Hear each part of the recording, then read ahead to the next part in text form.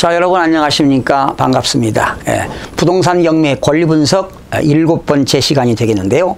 이 시간에는 전세권, 을구에 들어가는 거지요. 을구는 소유권 이전의 권리에 관한 사항인데 을구에 들어가는 것들이 어떤 것이 있습니까? 근저당권, 저당권, 지상권, 지역권, 전세권, 뭐 이런 것들이 또 임차권 같은 게 들어가는데요. 자, 이 시간에 먼저 전세권에 대해서 여러분 살펴보겠습니다. 여러분 전세 많이 들어보셨죠? 전세. 이 전세는 두 가지가 있습니다. 우리가 아파트를 임대차 계약하거나 오피스텔을 임대차 계약하고 전세 계약을 했어요. 이때 전세는 채권적 전세가 있고요. 이 채권적 전세 하나의 채권입니다. 말 그대로. 이거는 임차인이 임대차 계약을 했으면 계약기간이 만료되면 임차인은 임대인에게 보증금을 받게 되는 거죠. 그러니까 채권은 사람에 대한 권리가 되겠고요. 그리고 물권적 전세가 있습니다. 물권적 전세. 이거는 등기를 해야 됩니다. 전세권 등기를 해야 돼요. 등기부에 완전히 임대차 계약을 하고 등기소에 가서 전세권 등기한 것이 물권적 전세가 되겠습니다. 그러니까 채권적 전세는 이건 하나의 사람에 대한 권리로서 이건 채권이고요. 채권이고 물권적 전세는 전세권 등기가 되면은 이거는 물권이다라고 보는 겁니다. 그러니까 물권은 물건에 대한 권리가 되겠고 채권은 사람에 대한 권리가 되는데요. 보통 임대차 계약할 때 전세권 설정합니까? 안 하지요. 거의 안 합니다. 보통 아파트라든가 오피스텔 전세권 등기하는 건 거의 없지요. 그러나 임차인이 전세권 등기를 요청하면 임대인의 승낙을 받아가지고 전세권 등기하는 경우가 있는데요. 전세권도 역시 을구에 들어갑니다. 자, 1번 등기 목적은 전세권 설정입니다. 그리고 날짜 쓰고요. 접수 번호 적고요. 등기 원인은 설정 계약입니다. 등기 원인은 설정 계약이 되겠고, 그리고 이제 권리자 및 기타 사항에는 여기는 전세금 금액이 나오겠죠. 전세금이 얼마다? 전세금이 뭐 1억이면 1억 이렇게. 그리고 여기 범위가 들어가는데요. 만약에 오피스텔을 갖다가 전세 계약했다면 건물에 102호를 사용한다. 그럼 102호 전부가 되겠죠. 건물 전부.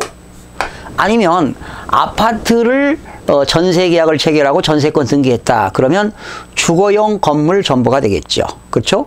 아파트 집합 건물이기 때문에 뭐 101동 501호다. 그러면 501호에 주거용 건물 전부. 여기다가 주거용 건물 전부. 이렇게 범위가 되겠습니다. 그리고 존속기간이 나오죠?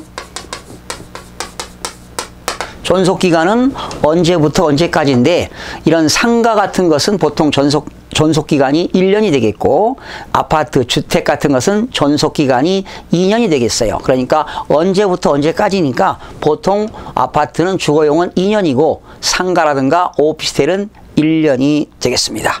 그리고 여기는 이제 뭐가 들어갈까요? 전세권자가 들어가겠죠.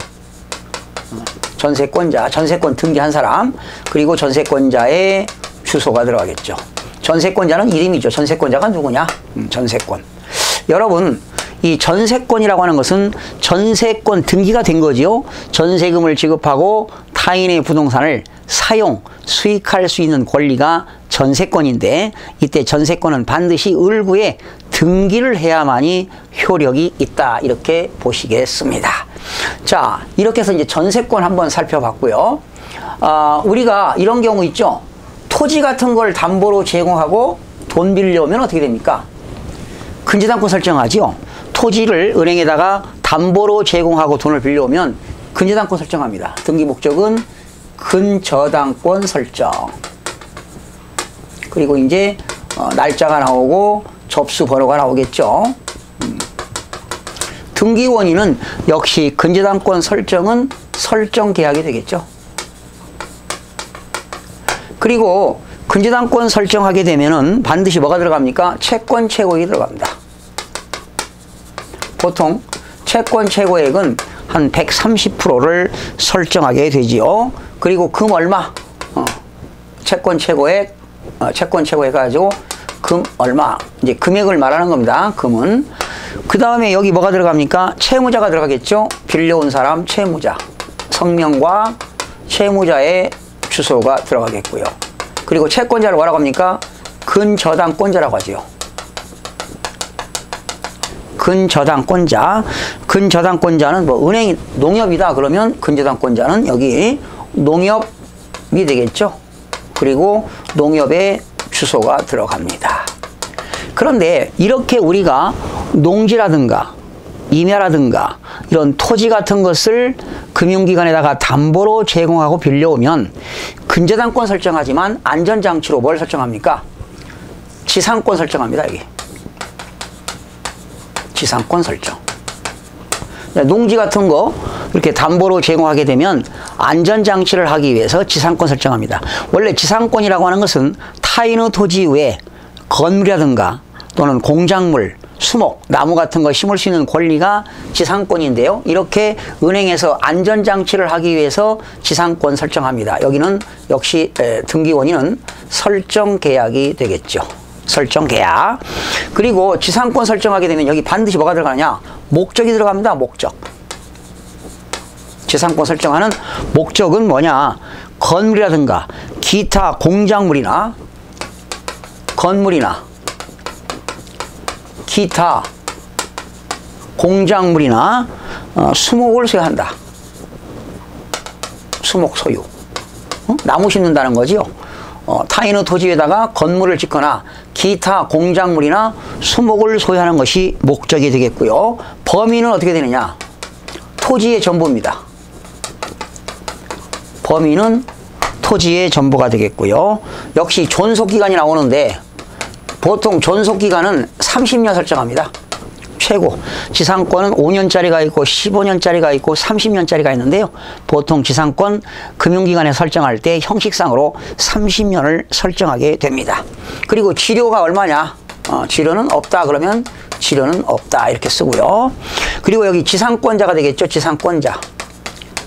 지상권자는 농협이면 농협.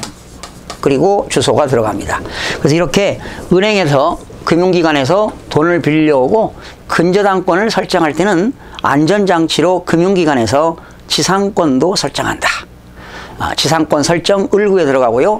등기원인은 설정계약이 되겠고 목적은 지상권 설정하는 목적은 건물이나 토지 외에 건물이나 기타 공작물이나 수목을 소유할 목적으로 한다. 범위는 토지의 전부에 미친다.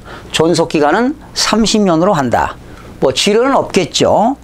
그리고 지상권자는 농협이 되겠고 그 지상권자의 주소가 들어가게 되는 겁니다. 자, 오늘은 을구에 들어가는 전세권 그리고 근저당권, 뭐 지난 시간에 근저당권 공부하셨죠. 그러나 우리가 토지를 담보로 제공하게 되면 근저당권 설정뿐만 아니라 그 근저당권자, 채권자가 뭘 설정한다고요? 지상권을 또한 설정하게 된다. 그러면 그 지상권자가 진짜 건물 질까요? 하나의 형식상으로 이렇게 안전장치를 하기 위해서 돈을 빌려주면서 그 토지 위에 일절 상대가 지상권이 설정됐기 때문에 누군가가 거기다 건물이라든가 토지 같은 것을 사용할 수 없도록 안전장치하는 것이 지상권이 되겠습니다. 자, 오늘 을구에 들어가는 이때 전세권이라든가 지상권이라든가 이런 근저당권 이런 거 설정할 때는 등록면허세를 냅니다.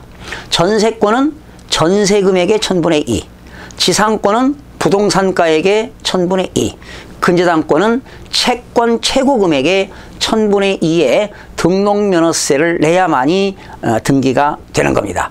또한 등록면허세를 낼 때는 지방교육세 20%를 같이 신고하고 납부하고 이렇게 등록면허세를 납부해야 등기가 된다는 것도 알아두시면 도움이 되겠습니다. 여러분 다음 시간에도 8번째 시간에 을구에 들어가는 이런 질권이라든가 다양한 지역권 이런 것들을 살펴보는 시간을 갖도록 하겠습니다. 여러분 다음 시간에 뵙겠습니다.